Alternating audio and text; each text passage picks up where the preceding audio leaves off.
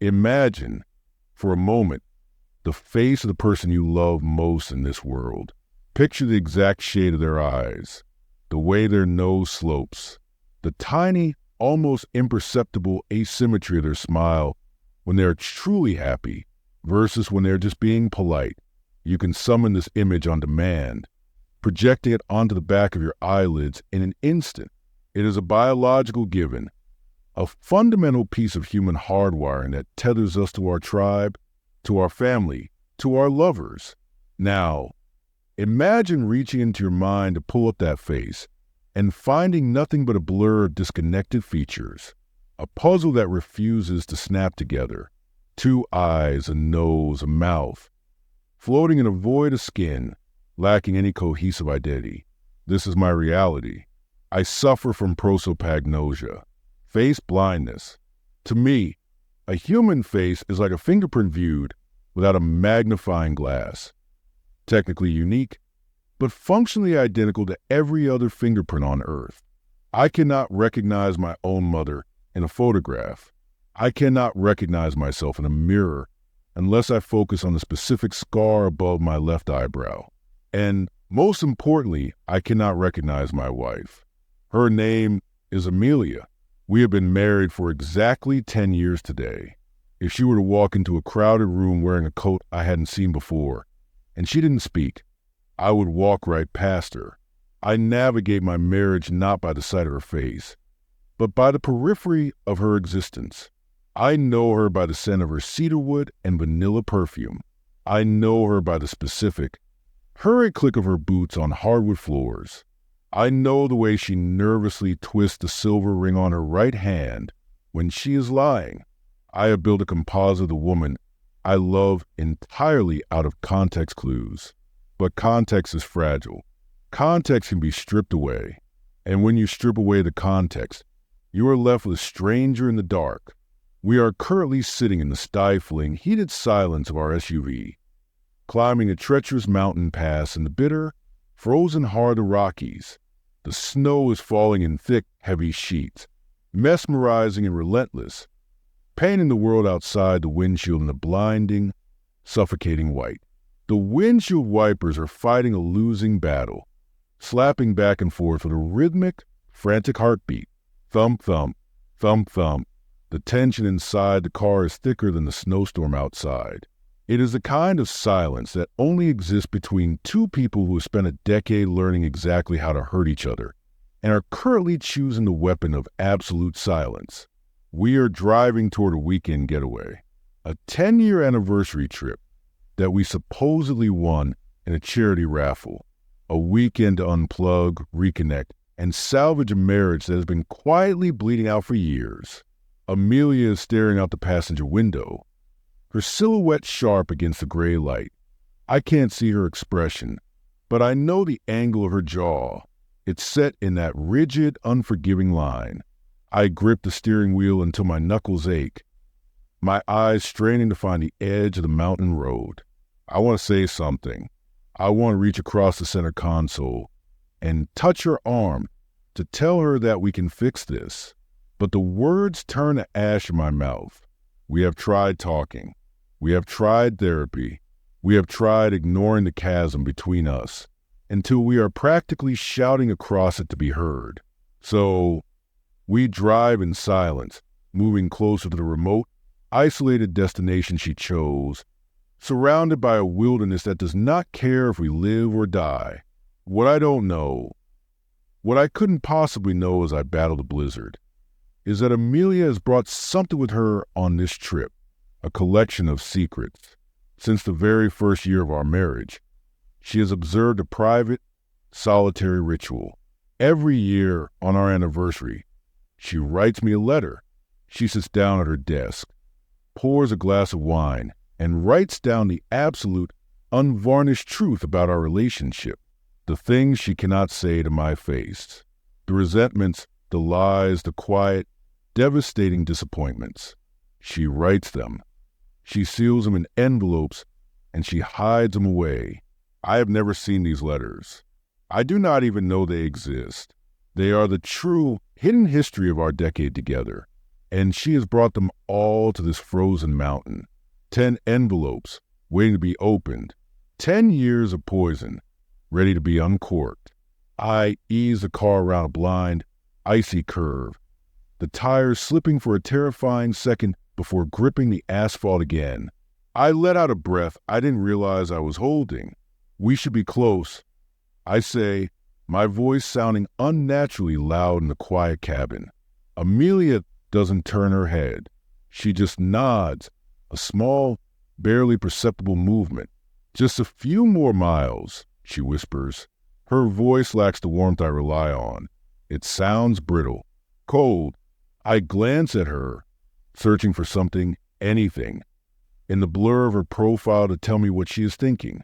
But the face blindness is a wall I cannot climb. I am locked out. I am alone in the car with my wife, and I have never felt more isolated in my entire life. The GPS on the dashboard blinks, losing its signal, leaving us completely unmoored in the storm. We are officially off the grid. The tires crunch to a halt over a thick layer of untouched snow. I cut the engine, and the sudden absence of the car's rumble leaves a ringing emptiness in my ears. Through the windshield, barely visible through the swirling whiteout, stands our destination. It is not a cozy, romantic log cabin. It is a church, a decommissioned, centuries-old stone chapel that has been supposedly converted into a luxury rental. It rises in the snow like a dark, jagged tooth, its slate roof heavy with ice, its narrow, arched windows staring down at us like hollow eyes. It looks less like a place to celebrate a decade of love, and more like a place to repent for a decade of sins. I look over at Amelia. I wait for her to express surprise, maybe even a little dismay at the bleakness of the architecture. Instead, she is already unbuckling her seatbelt, her movements purposeful and brisk. "Grab the bags," she says, her tone clipped. She pushes a heavy car door open and steps out into the biting wind, immediately pulling the hood of her thick winter coat up over her head. In an instant, the few contextual clues I have for my wife, her hair, the shape of her neck, the familiar jacket, are swallowed by the oversized parka and the blowing snow. She becomes a dark, featureless shape moving away from me, swallowed by the storm. A spike of pure, irrational panic hits my chest. If another woman in a dark coat were to step out of the snow right now, I wouldn't know which one to follow. I shake my head, banishing the thought, and step out into the freezing air to retrieve our luggage. Inside the chapel, the cold is absolute. It is a deep, bone-chilling dampness that has seeped into the very stones of the building over centuries. The conversion to a living space was clearly done with aesthetics in mind, rather than comfort. There is a massive, cavernous living area where the pews used to be, dominated by a towering stone fireplace that looks like it hasn't held a fire in years. The shadows in the corners are thick and impenetrable. The air smells of dust, old incense, and something sharp and metallic like rusted iron. I drop the bags on the dark hardwood floor. The sound echoes endlessly up into the vaulted ceiling. It's freezing. I say, my breath pluming in the air. Amelia is standing by one of the tall, narrow stained glass windows. Her back to me. She doesn't answer. She is perfectly still, looking out at the blizzard that is rapidly burying our car, erasing our tracks, sealing us in. If I could read her mind, I would hear the voice of the first letter, the one written exactly 1 year after our wedding.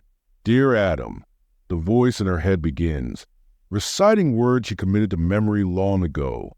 Paper, that is a traditional gift for the first anniversary. So, I'm giving you paper. I am giving you the truth, written down, safely hidden away where your eyes, those eyes that look right through me, will never find it. Year 1 was supposed to be the honeymoon phase, the bliss. But the truth is, Adam, the cracks started showing before the ink on our marriage license was dry. I realized something terrifying this year. You don't just have a condition that prevents you from seeing my face. You use it as a shield. You use it to avoid looking at me at all. to avoid seeing the ways I am shrinking to fit into your world. I spend hours doing my makeup, trying different hairstyles, hoping for a spark of recognition, a compliment, a sign that you desire me.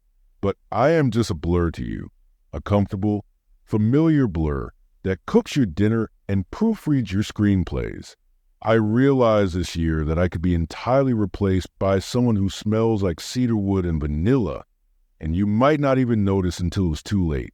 I walk up behind her, putting my hands tentatively on her shoulders. I can feel the tension radiating through the thick material of her coat. She is stiff as a board. I'll try to find a thermostat. I offer, trying to sound optimistic, or get a fire going. We can open that expensive bottle of the wine we brought. She steps out from under my hands, a smooth, evasive maneuver that leaves me grasping at empty air. I'm going to look upstairs, she says, already walking toward the narrow, winding wooden staircase at the back of the chapel. I want to pick a bedroom. I watch her ascend, her boots clicking softly on the wood. The isolation of this place is starting to press in on me. I am a screenwriter who specializes in thrillers, which means my brain is naturally wired to catalog the sinister potential of any given environment. A remote chapel, a blinding snowstorm, no cell service, a marriage on the rocks. It is the perfect setup for a tragedy. I tell myself I am being ridiculous. This is just a rocky patch. We are here to fix it. I pull my phone from my pocket. No signal, just a word searching, glowing mockingly on the screen.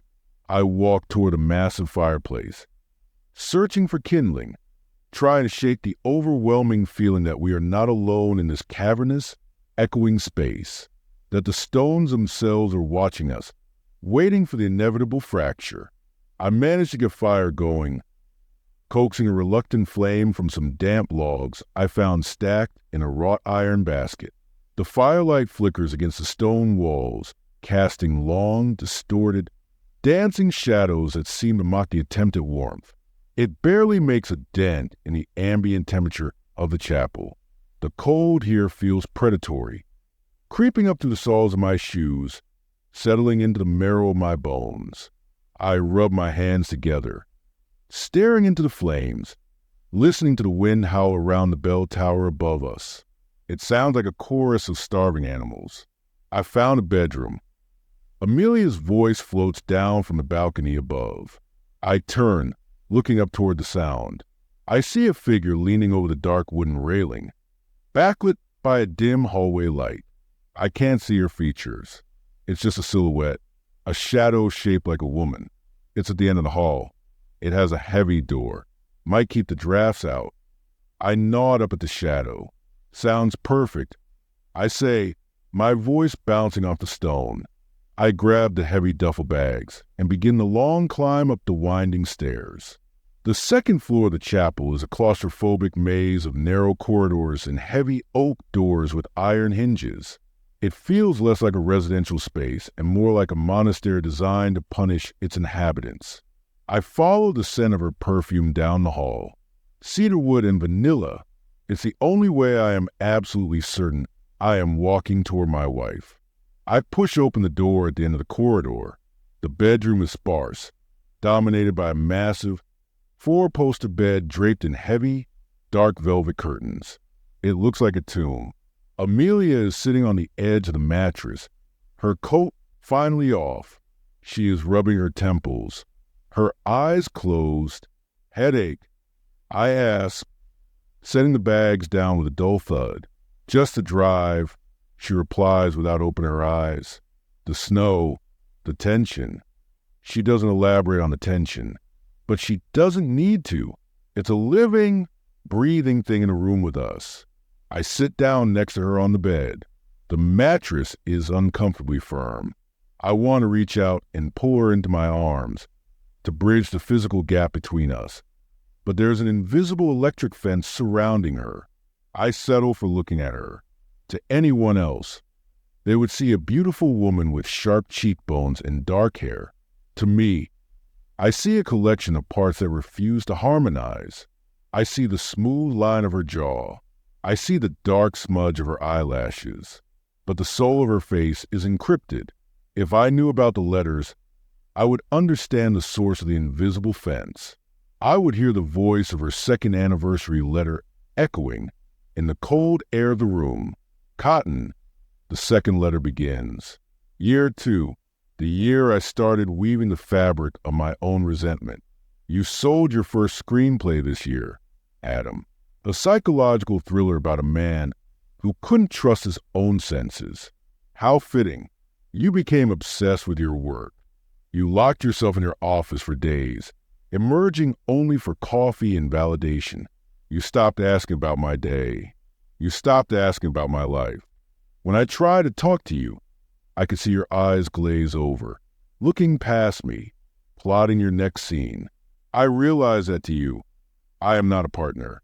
I am a prop in the movie of your life. I am the supportive wife character, necessary for protagonist's backstory, but entirely irrelevant to the main plot. I started keeping secrets this year, Adam. Small ones at first, where I went in the afternoons, who I spoke to on the phone. It felt good. It felt like I was building a fortress inside myself, a place where you couldn't reach me. Because you didn't even know it was there, I stand up, unable to bear the heavy silence in the bedroom any longer. I'm going to explore downstairs. I announce, see if I can find a breaker box or a thermostat to bump up the heat. Maybe the kitchen has some tea. Amelia just nods, finally opening her eyes. I look for a flicker of affection, a glimmer of the woman I married 10 years ago. But the face she presents to me is a blank slate. I make my way back down the winding stairs. The chapel feels even larger, even emptier now. The fire I built is struggling, the flames low and blue. I wander toward the back of the building, moving past the kitchen with its modern, stainless steel appliances that look bizarrely out of place against the ancient stone walls. I find a heavy wooden door that seems to lead further into the bowels of the building. I twist the iron ring handle. It groans in protest, rusted hinges shrieking. As I pull it open, the darkness beyond is absolute. It smells of damp earth, mildew, and something sweet and rotting, a cellar, or perhaps a crypt. I fumble in my pocket for my phone. Turning on the flashlight, the narrow beam cuts through the gloom, revealing a steep flight of stone steps descending into the blackness. A draft blows up from the depths, cold enough to make my teeth chatter. I hesitate on the threshold, every instinct honed by years of writing horror scripts, screaming at me to close the door and walk away. But the chill in the chapel is unbearable, and the breaker box has to be down there. Taking a deep breath, I step into the dark. The descent into the cellar is precarious. The stone steps are slick with centuries-old condensation, worn down in the center by the footsteps of people long dead. The beam of my phone flashlight sweeps back and forth, illuminating rough-hewn walls crusted with patches of pale, sickly mold. The air down here is stagnant, heavy in my lungs, tasting faintly of copper. I reach the bottom, my boots hitting a packed dirt floor. The space is vast, stretching out beyond the reach of my small light. Massive wooden pillars support the chapel floor above. I move slowly, sweeping the light around, looking for the telltale gray metal of a modern electrical box. Instead, the light catches on something else, something that makes my breath catch in my throat. Tucked into an alcove, partially hidden by a decaying wooden screen, is a small desk, an antique writing desk, perfectly preserved, looking entirely out of place in the subterranean dampness. I walk toward it, drawn by an inexplicable morbid curiosity. On top of the desk sits an old manual typewriter, its keys yellowed like bad teeth, and next to the typewriter, a neat stack of pristine white envelopes. I step closer, the hair on the back of my neck standing up. The envelopes are completely blank. No names, no addresses, just sealed shut. Why would someone leave a pristine writing desk and blank envelopes in a freezing, rotting crypt? It feels like a stage set. It feels arranged. I reach out, my fingers hovering over the top envelope. I have a sudden, overwhelming urge to tear it open, to read whatever madness is inside. But before my fingers make contact, a sound stops me cold. A heavy thud from the floor above. Footsteps. Slow, deliberate, and heavy. Thump, thump, thump. Amelia is upstairs in the bedroom. She is wearing boots, yes, but she is light on her feet. These footsteps are the heavy, dragging tread of a much larger person. Someone in heavy work boots. Someone pacing directly over my head. I freeze, aiming my flashlight up at the wooden planks of the ceiling. The dust motes dance in the beam. Thump, thump. The footsteps move across the living area, heading toward the kitchen, toward the door, leading down to the cellar. My heart begins to hammer against my ribs, a frantic, trapped bird.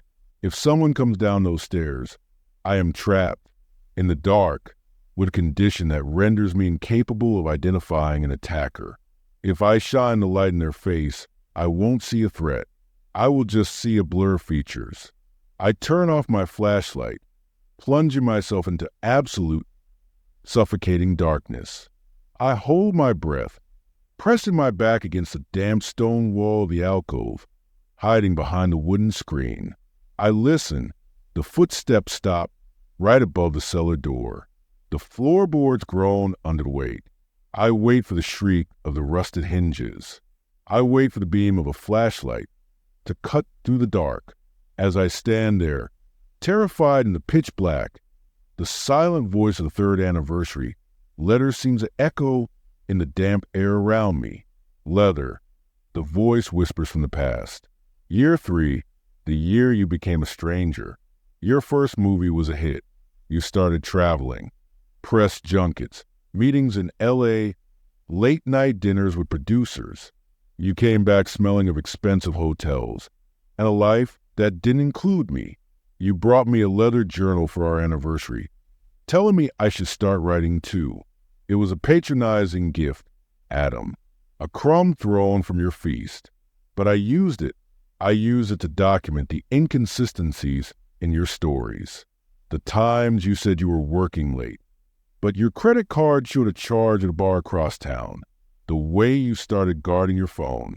You thought your face blindness protected you. That because you couldn't recognize people, no one could recognize your lies. But I am not blind, Adam. I see everything. I saw the text message flashing on your screen. That night you left your phone on the counter. A single word from an unsaved number. Tomorrow. I didn't confront you. I didn't scream. I just added another stone to the wall I was building between us. A wall you still haven't noticed. The silence in the cellar stretches on, agonizing and taut. The heavy footsteps above do not return. The cellar door does not open. Slowly, my panic heartbeat begins to decelerate. I wait 5 full minutes in the suffocating dark before I dare to click my phone flashlight back on. I sweep the beam across the stairs. Empty. I look back at the antique desk. The envelopes sit there, mocking me. I don't touch them. I need to get back upstairs. I need to find Amelia.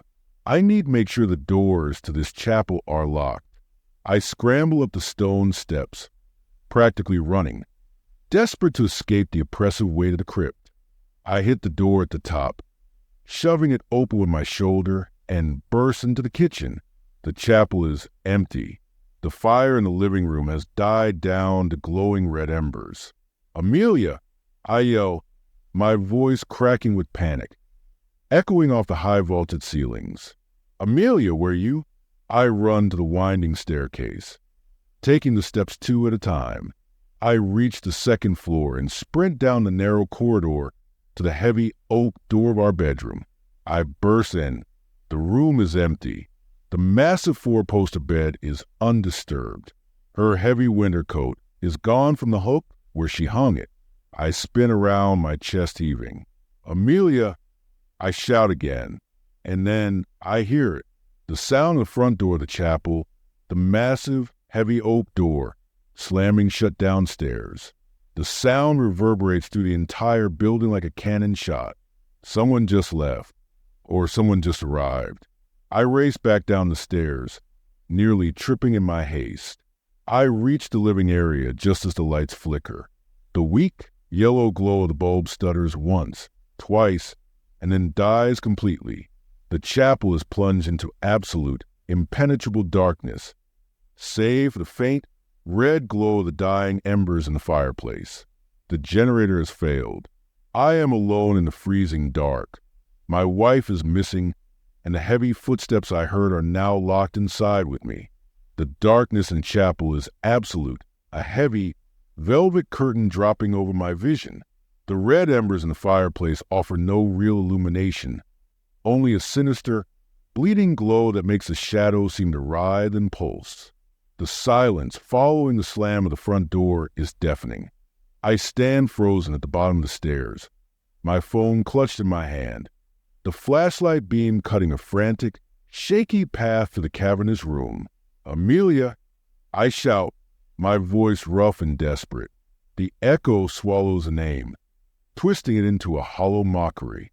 I move toward the front entrance, the beam of my phone shaking as my hand trembles. The massive oak door is shut tight. I throw my weight against it, grabbing the heavy iron handle. It's locked, not just closed, but locked from the inside. The deadbolt is thrown. If someone left, they couldn't have locked it from the inside, which means whoever slammed that door is still in here with me. Or, a more terrifying thought, Amelia never left. She slammed the door to make me think she left. But why?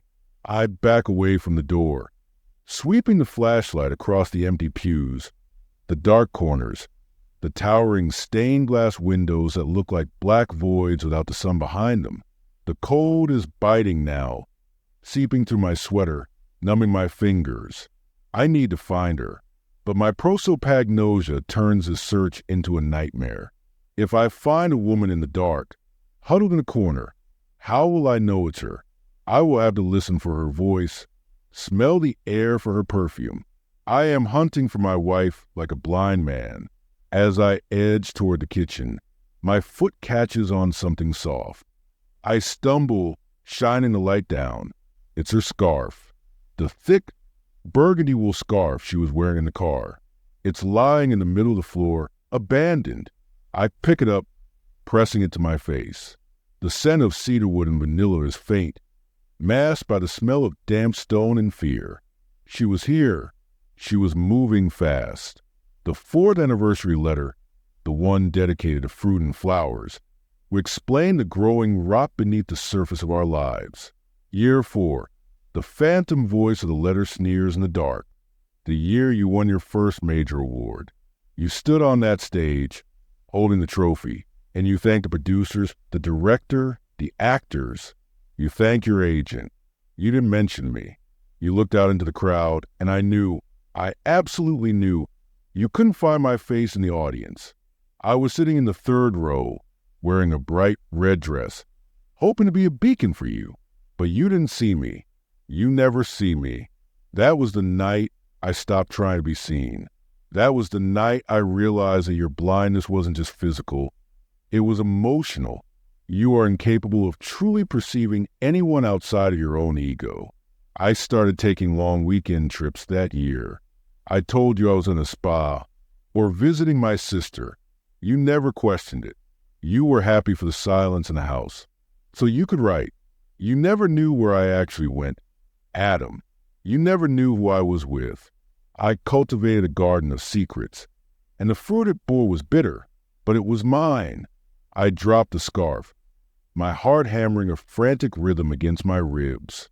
I moved past the kitchen, toward the door leading to the cellar. It is closed just as I left it. I stand before it, listening intently. Is she down there? Did she find the antique desk? Did she find the blank envelopes? A sudden, sharp sound breaks the silence. A scrape, like with being dragged across stone. It comes from the balcony above. The second floor. I whip the flashlight upward, the beam catching the wooden railing of the balcony. Nothing, just dust and shadows. I swallow hard, my throat dry as sandpaper. I have to go back up. I have to search the bedrooms. I grip the wooden banister, the wood freezing to the touch, and begin to climb. The stairs groan under my weight, each step announcing my presence to whatever is waiting in the dark above. I reach the landing. The long, narrow corridor stretches out before me. A tunnel of blackness. There are 4 doors. Our bedroom is at the far end. The other 3 are closed. I approach the first door on the left. I turn the handle. It's unlocked. I push it open, shining the light inside. An empty guest room. Dust sheets cover the furniture like shrouds. I close the door. I move to the second door on the right. Locked. The handle refuses to budge.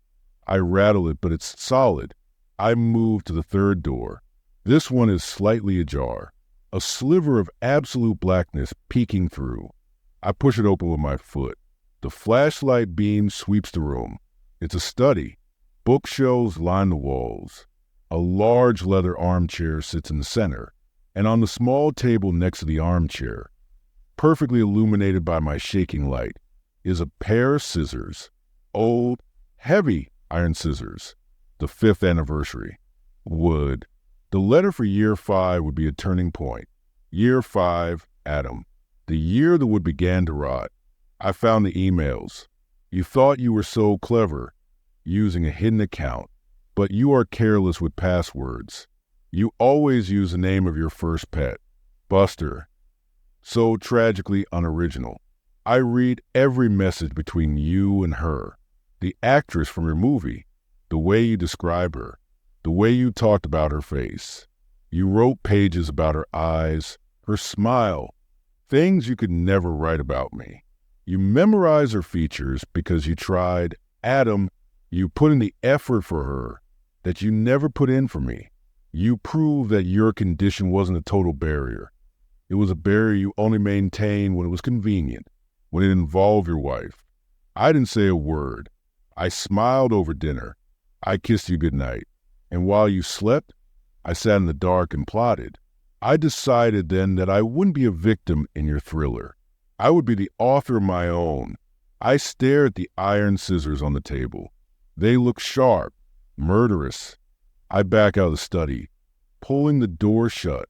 I am sweating now, despite the freezing cold.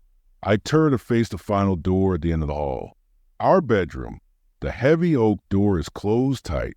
I walk toward it, my boots making no sound on the runner rug. I press my ear against the wood. I hear breathing. Soft, rhythmic, shallow breathing. Someone is in there. Amelia? I whisper, my voice cracking. The breathing stops instantly. Total silence. I grip the iron handle. It is freezing. I turn it slowly, feeling the mechanism click.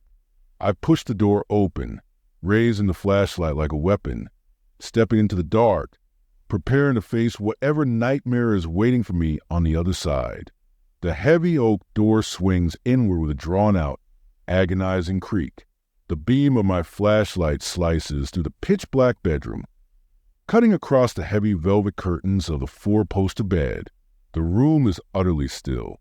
The breathing I heard is gone, replaced by the howling of the wind battering the stone walls outside. I sweep the light methodically.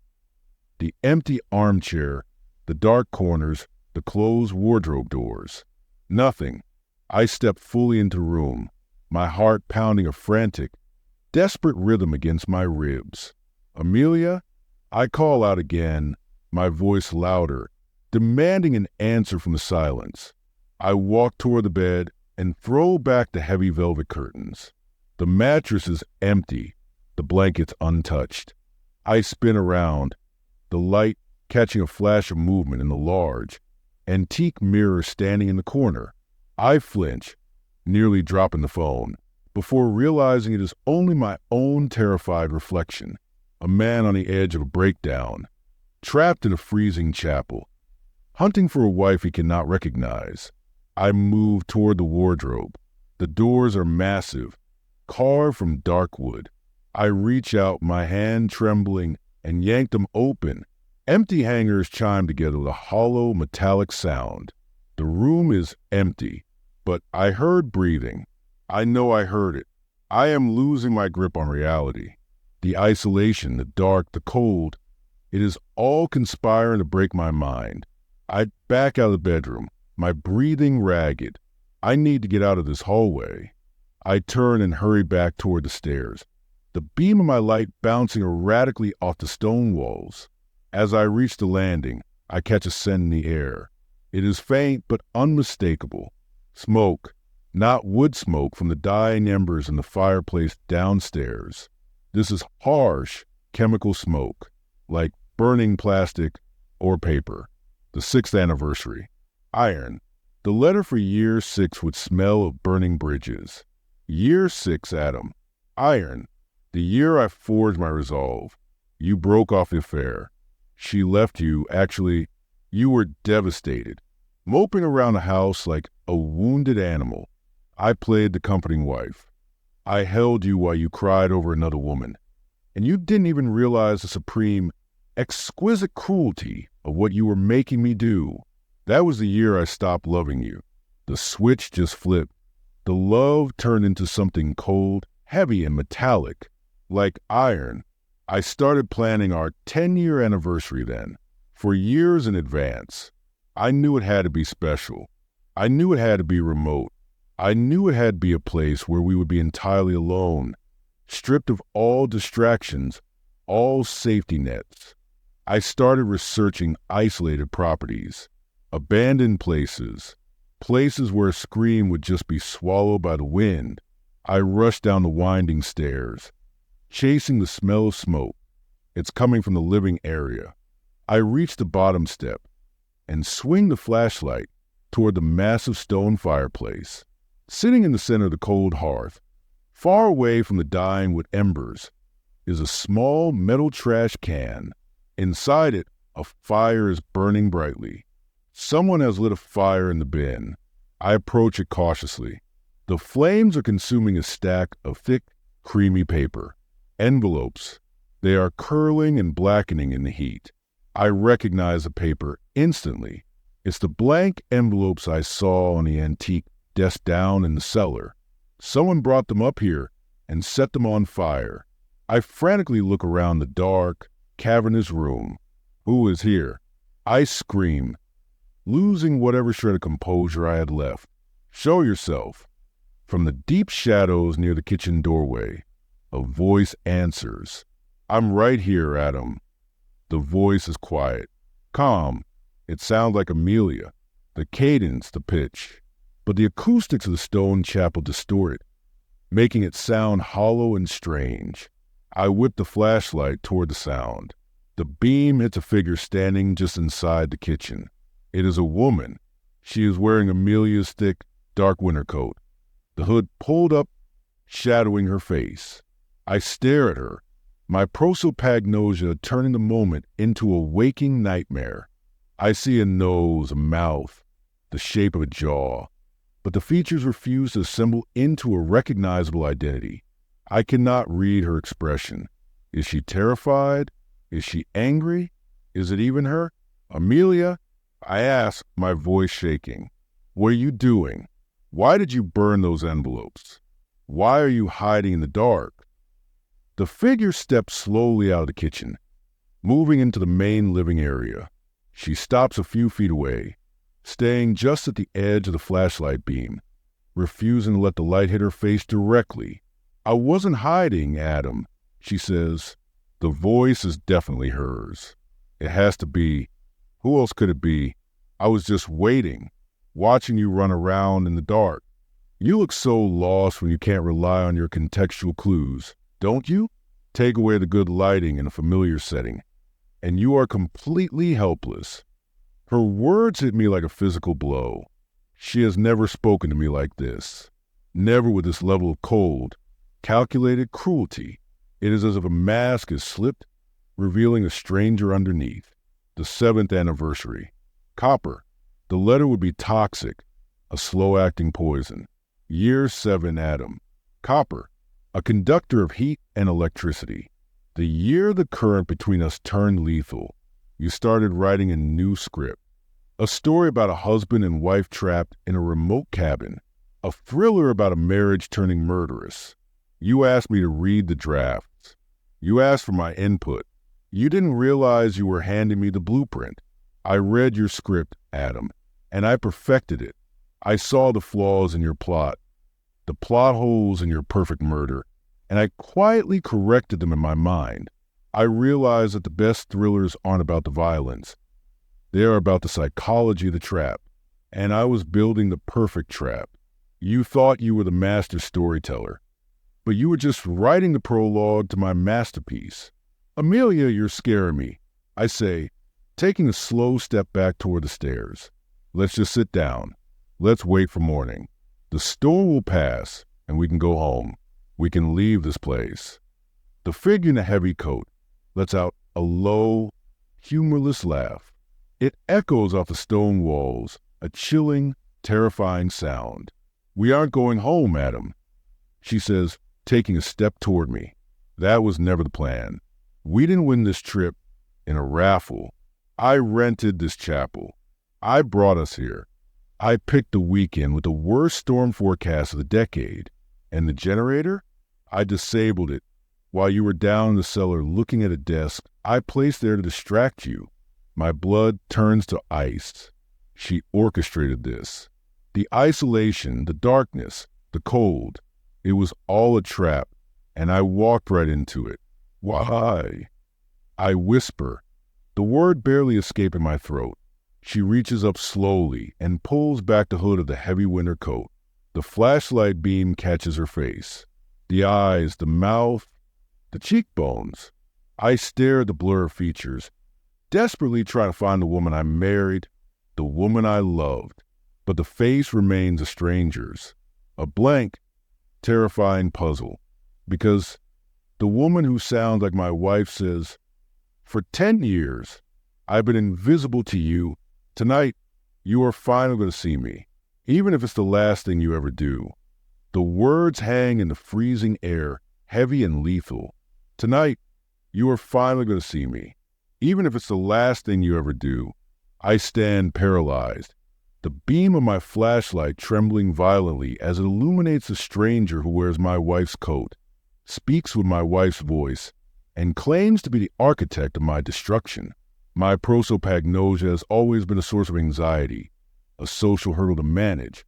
But in this moment, it is a fatal vulnerability. I am staring into the eyes of a predator, and I cannot even process her identity. What are you talking about, Amelia? I plead, my voice cracking, desperation bleeding into every syllable. Please stop this. This isn't a movie. This is real life. You're my wife. The woman tilts her head, a slow, deliberate movement that looks entirely predatory. Am I? She asks softly. Are you absolutely sure about that, Adam? Look closely. She steps fully into the harsh glare of the flashlight. I force my eyes to scan her face, desperately searching for the anchor points I use to navigate my marriage. The shape of the eyebrows, the slight curve of the lips, the specific shade of her eyes. I analyze the data frantically, but the input is scrambled. The features are familiar, yet somehow misaligned. It is like looking at a highly accurate counterfeit painting. The brushstrokes are right, but the soul of the art is missing. The 8th anniversary. Bronze. The letter will be forged in fire, unbending and absolute. Year 8, Adam. Bronze. An alloy.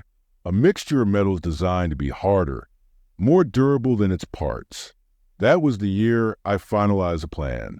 I knew I couldn't just leave you. A divorce is too mundane, too easy. You would just find another woman to ignore, another prop for your life. You needed to be broken the way you broke me. You needed to experience the absolute terror of not knowing who to trust, of being completely unmoored in your own reality. I started practicing that year. I started studying you like a subject in a lab. I learned your routines, your blind spots. I learned exactly how much I could alter my appearance, my scent, my behavior, before your context-dependent brain registered a discrepancy. I realized I could become a ghost in my own home, and you wouldn't even notice the haunting. I know it's you, Amelia. I say, try to inject a confidence I do not possess into my voice. The perfume, the voice, I know it's you.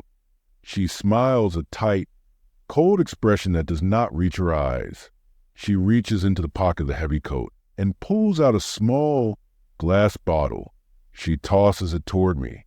It hits the wooden floor and shatters, sending the overwhelming, sickly sweet scent of cedarwood and vanilla exploding into the air. Perfume can be bought, Adam, she says, her voice dripping with condescension. A voice can be mimicked, especially when you are dealing with a man who doesn't even look at the person he is talking to. You rely on crutches, and I just kicked them away. The overwhelming scent of the perfume fills the room, making me nauseous. The anchor is gone. If the perfume is a prop, then the woman standing before me is an unknown variable. A terrifying realization begins to dawn on me, cold and suffocating. What if Amelia didn't orchestrate this? What if Amelia is dead or tied up somewhere in this massive, freezing chapel, and the woman standing in front of me is a woman from my past? The actress in the affair? A crazed fan?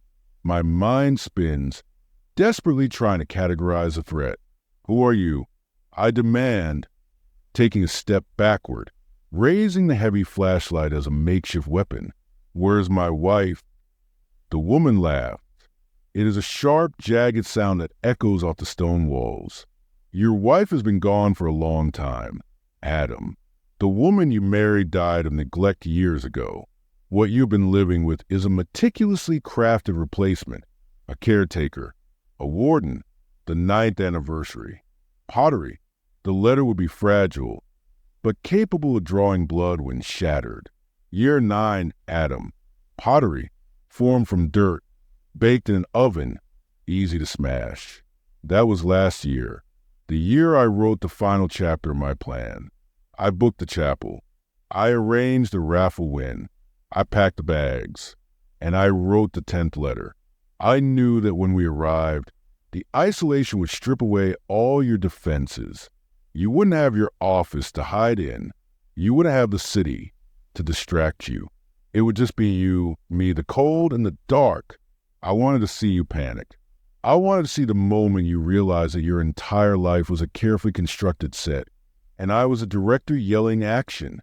I wanted to watch the protagonist of your own thriller become the victim. I don't believe you. I say, my voice trembling. Amelia wouldn't do this. She isn't a killer. You don't know the first thing about what Amelia is capable of, the woman says, taking another slow, measured step toward me. She reaches into the other pocket of the heavy coat. My flashlight beam locks onto her hand as it emerges. She is holding the heavy, iron scissors I saw in the study upstairs. The blades are long, rusted, and lethal. 10 years, Adam, she whispers, raising the scissors so they catch the beam of light. 10 years of being a ghost. 10 years of letters you never read. The traditional gift for a 10-year anniversary is tin, or aluminum, but I think iron is more fitting. Don't you? She steps fully into my space, the distance between us vanishing. I shine the flashlight directly into her face, a desperate, final attempt to force my broken brain to recognize the threat. I stare into her eyes, searching for a spark of humanity, a flicker of the woman I spent a decade with, but the face remains an encrypted cipher. A stranger holding a weapon in the dark. Rock, paper, scissors, Adam, she whispers, the iron blade snapping open with a sickening shink sound in the freezing, dead air of the chapel. Let's see who wins. The words hang in the freezing air, heavy and lethal.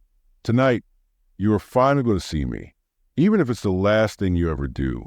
I stand paralyzed, the beam of my flashlight trembling violently as it illuminates the stranger who wears my wife's coat, speaks with my wife's voice, and claims to be the architect of my destruction. My prosopagnosia has always been a source of anxiety, a social hurdle to manage, but in this moment, it is a fatal vulnerability. I am staring into the eyes of a predator. I cannot even process her identity. What are you talking about, Amelia? I plead, my voice cracking, desperation bleeding into every syllable. Please stop this. This isn't a movie. This is real life. You're my wife. The woman tilts her head, a slow, deliberate movement that looks entirely predatory. Am I? She asks softly. Are you absolutely sure about that, Adam? Look closely. She steps fully into the harsh glare of the flashlight. I force my eyes to scan her face, desperately searching for the anchor points I use to navigate my marriage. The shape of the eyebrows, the slight curve of the lips, the specific shade of her eyes. I analyze the data frantically, but the input is scrambled. The features are familiar, yet somehow misaligned. It is like looking at a highly accurate counterfeit painting. The brushstrokes are right, but the soul of the art is missing. The 8th anniversary. Bronze. The letter will be forged in fire, unbending and absolute. Year 8, Adam. Bronze. An alloy. A mixture of metals designed to be harder, more durable than its parts. That was the year I finalized a plan. I knew I couldn't just leave you. A divorce is too mundane, too easy. You would just find another woman to ignore, another prop for your life. You needed to be broken the way you broke me. You needed to experience the absolute terror of not knowing who to trust, of being completely unmoored in your own reality. I started practicing that year. I started studying you like a subject in a lab. I learned your routines, your blind spots. I learned exactly how much I could alter my appearance, my scent, my behavior. Before your contact-dependent brain registered a discrepancy, I realized I could become a ghost in my own home, and you wouldn't even notice the haunting. I know it's you, Amelia. I say, try to inject the confidence I do not possess into my voice. The perfume, the voice. I know it's you. She smiles a tight, cold expression that does not reach her eyes. She reaches into the pocket of the heavy coat and pulls out a small glass bottle. She tosses it toward me. It hits the wooden floor and shatters, sending the overwhelming, sickly sweet scent of cedarwood and vanilla exploding into the air. Perfume can be bought, Adam, she says, her voice dripping with condescension. A voice can be mimicked, especially when you are dealing with a man who doesn't even look at the person he is talking to. You rely on crutches, and I just kicked them away. The overwhelming scent of the perfume fills the room, making me nauseous. The anchor is gone. If the perfume is a prop, then the woman standing before me is an unknown variable. A terrifying realization begins to dawn on me, cold and suffocating. What if Amelia didn't orchestrate this? What if Amelia is dead or tied up somewhere in this massive, freezing chapel, and the woman standing in front of me is a woman from my past? The actress from the affair?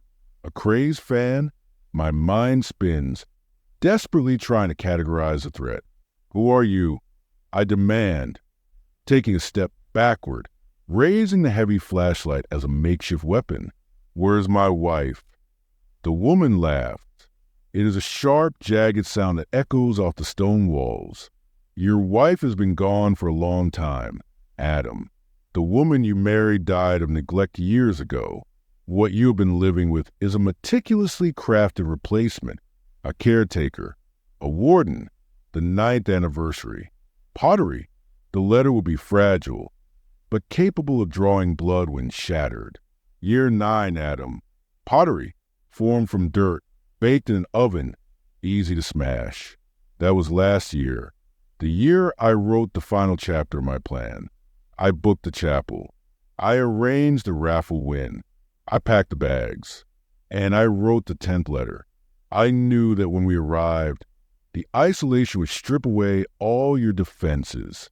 You wouldn't have your office to hide in. You wouldn't have the city to distract you. It would just be you, me, the cold and the dark. I wanted to see you panic.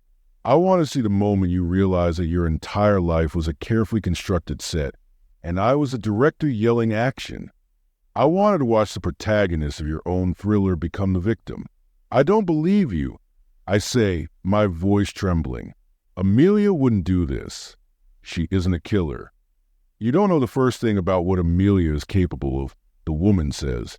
Taking another slow, measured step toward me, she reaches into the other pocket of the heavy coat.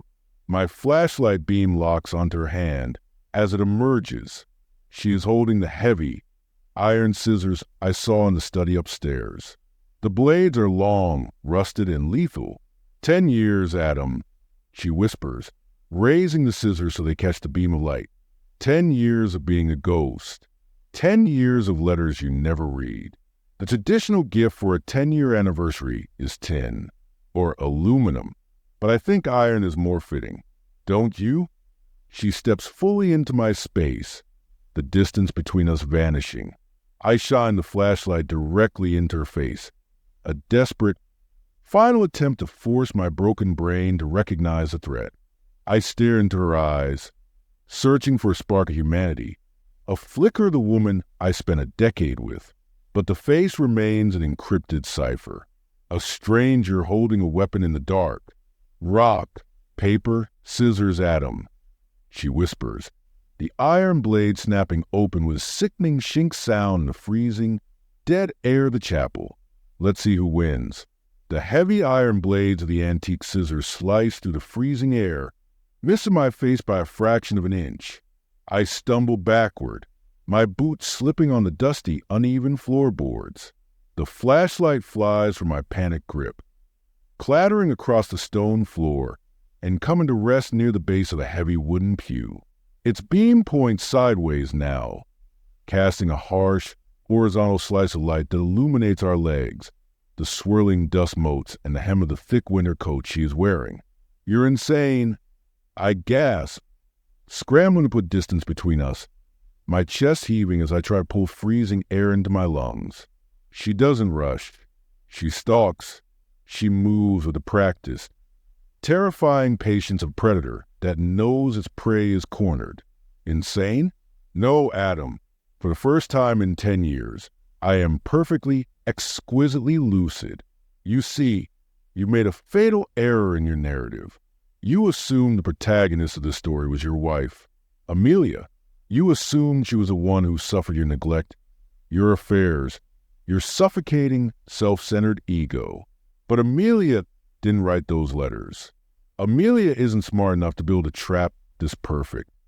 She pauses, letting the words sink into the freezing air, letting the echo bounce off the high-vaulted ceilings of the chapel. Amelia is the actress, Adam, the other woman, the one you left me for. The breath leaves my lungs in a violent, agonizing rush. My mind reels, violently rewinding the last 10 years, try to make sense of the sudden, catastrophic paradigm shift. Robin, I whisper, the name tastes like ash on my tongue.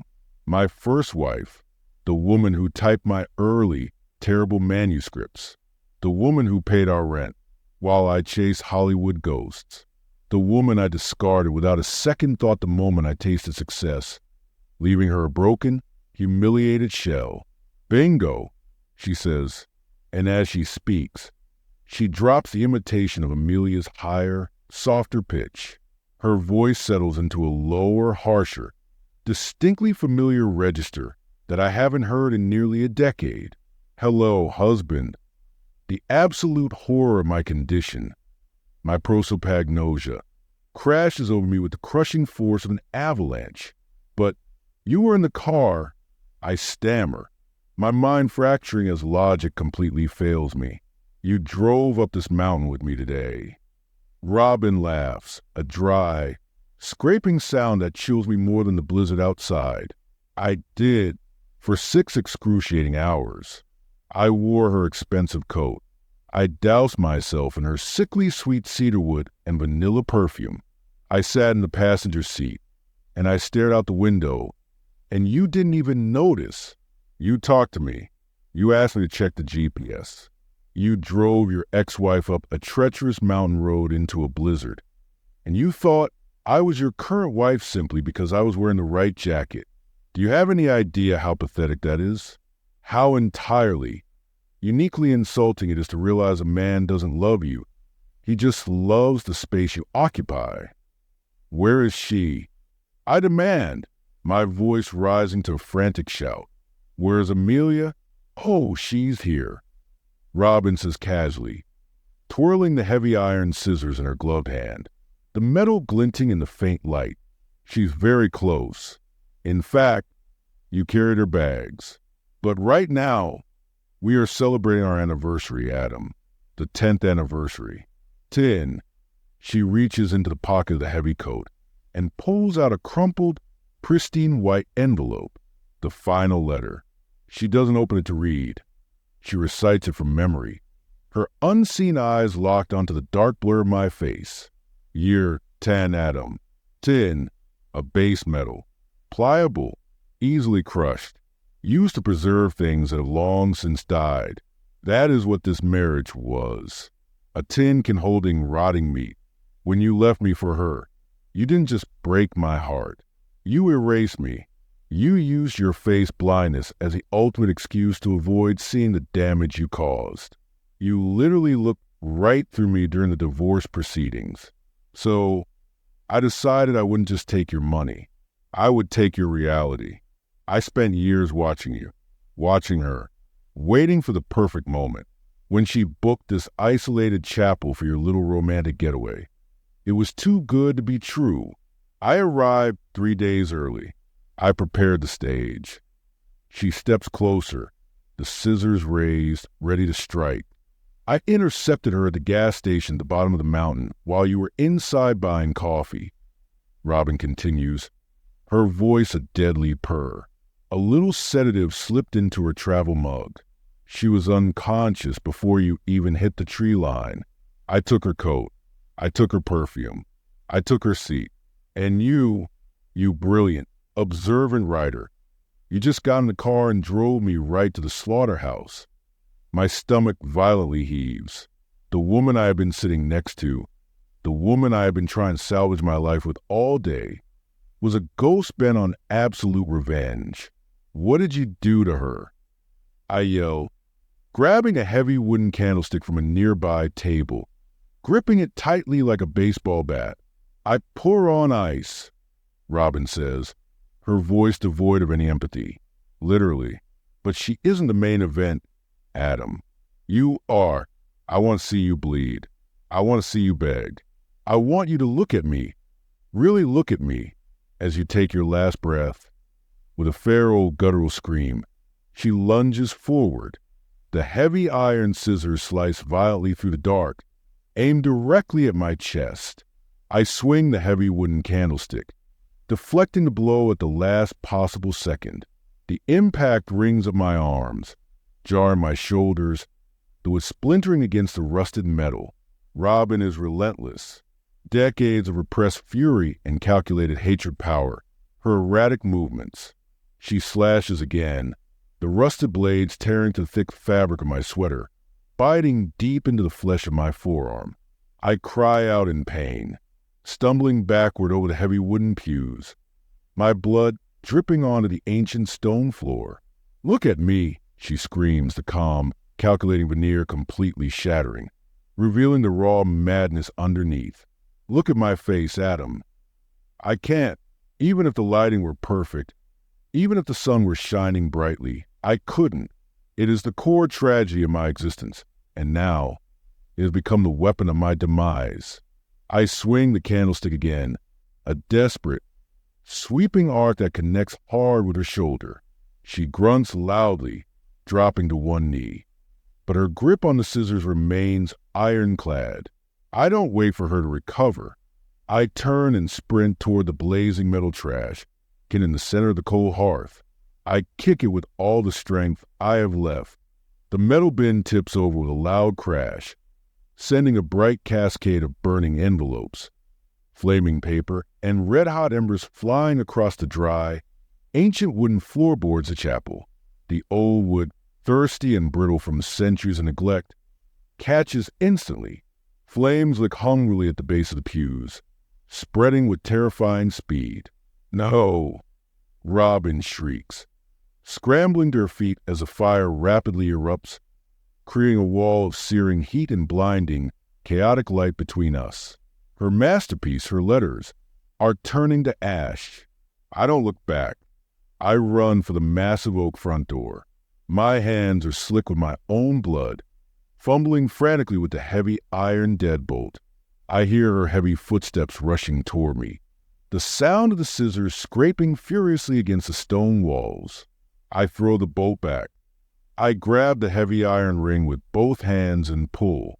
The door groans open and the freezing, howling blizzard hits me like a physical blow, sucking the oxygen from my lungs. I burst out into the raging snowstorm, plunging into the thigh-deep drifts. The cold is an instant shock to my system, but the raw adrenaline keeps me moving forward. Amelia! I scream into the howling wind, the sound instantly swallowed by the storm. Robin said she put her on ice. She said I carried her bags. The car, the SUV. I wade desperately through the blinding snowstorm toward the vehicle, which is now nothing more than a massive white mound in the dark. I frantically wipe the snow away from the rear of the car. My bleeding arm screams in agony with every movement. But I ignore it. I find the latch for the trunk. I pull it with all my might. It pops open. Inside, bound tightly with industrial zip ties and shivering violently, is Amelia. She is wearing only a thin silk sweater. Her thick winter coat is on the woman inside the burning chapel. A piece of silver duct tape covers her mouth. Her eyes are wide with absolute primal terror as she looks up at me. "I've got you," I sob, pulling the tape painfully from her mouth and frantically working to undo the tight plastic ties around her blue wrists. "I've got you. I know everything. I'm so sorry." "Adam," she gasps, her teeth chattering so violently she can barely form words. She ambushed me at the gas station." "I know," I say, pulling her freezing body out of the trunk and wrapping my arms tightly around her. It's over. We stumble away from the car, falling into the snowbank, turning back to look at the chapel. It is a towering inferno now. The furious flames have reached the dry wooden rafters, illuminating the blizzard in a horrific, dancing orange and yellow glow. The tall stained glass windows shatter outward from the intense internal heat, showering the pristine snow with jagged, colorful jewels. Through the roaring flames and the howling wind, I hear a scream, a single, agonizing shriek of pure rage that is abruptly cut short as the roof of the chapel caves in. Robin, she burned with her letters, consumed by her own decade of meticulously crafted hatred. I hold Amelia tighter, shielding her from the blistering heat of fire and the biting cold of the storm. We are miles from civilization. Our car keys are melting inside the burning building, and we are stranded in a deadly blizzard. But we are alive. I pull back slightly to look at my wife. The blazing fire paints her shivering face in stark, flickering light. She is traumatized, looking up at me for safety and comfort. I stare down at her. I look deeply into her eyes. I look at her nose, her mouth, and a cold, suffocating dread settles deep into the marrow of my bones, far colder than the winter storm raging around us. I can't see her. The prosopagnosia remains an impenetrable, mocking wall. The features are a blur. The face is a complete stranger's. Robin said she wore Amelia's coat. She said she wore her perfume. But Robin also proved that she is a master of imitation, a brilliant, patient chameleon who planned this psychological torture for 10 years. What if Robin didn't leave Amelia in the trunk? What if Robin killed Amelia at the gas station? What if the woman I just rescued from the trunk? What if the woman shivering in my arms right now is Robin executing the final, brilliant, devastating twist of her masterpiece? She looks up at me, wrapping her freezing arms around my neck. I smell it, faint but undeniable. Cedarwood and vanilla, but perfume can be bought. I am trapped in a waking nightmare where the monster can wear the skin of the victim, and I am the only man on earth who will never be able to tell the difference. And that is the mind-bending, deeply unsettling conclusion of Rock, Paper, Scissors, a story that proves the most terrifying mysteries aren't the ones hiding in the dark. They are the ones sitting right across from you at the dinner table. If that final, paranoid realization gave you absolute chills, if the thought of never truly knowing the person you love keeps you awake, then you are exactly where you belong. You are a moon whisperer. Do not scroll away. Look at that subscribe button. It is the only thing anchoring you to reality right now. Click it. Join us. We dive into the darkest, most twisted thrillers on the internet, bringing the madness directly to you. And that bell icon? Ring it. Because the next story I have for you involves a family that moves into a house where the walls literally shift and change when you aren't looking. You absolutely do not want to miss House of Leaves. Hit the like button if you think Adam got exactly what he deserved for his ego. Hit the like button if you think Robin's Revenge was a masterpiece of psychological warfare. Let the algorithm know we thrive on the dark twists. I have one final question for you. A true test of your instincts. Tell me in the comments below. Do you think the woman he pulled from the trunk was Amelia? Or did Robin pull off the ultimate switch? Be completely honest. I will be reading and replying to every single theory. I'm Friend. And remember, sometimes being blind to the truth is the only thing keeping you sane. Good night. And take a very close look at the person sleeping next to you.